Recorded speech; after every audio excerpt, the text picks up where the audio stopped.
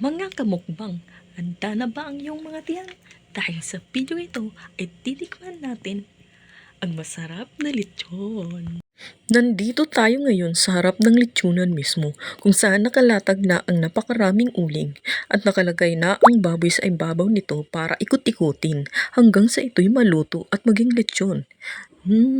Amoy pa lang nakakatakam na.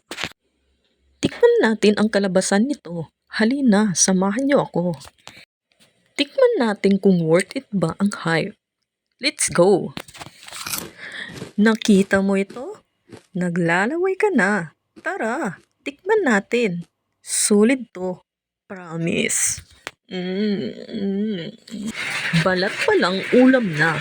Malutong na malutong, hindi kailangan ng sasa.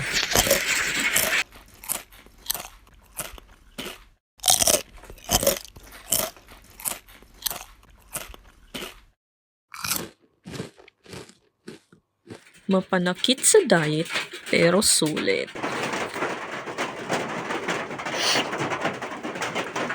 Ay, nanaginip lang siguro ako.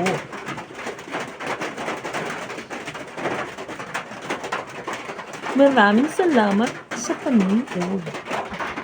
Dito na nagtatapos ang ating video. Maraming salamat sa pagsama at panunood. Huwag kalimutang mag-like, mag-subscribe. Hanggang sa muli. Paalam.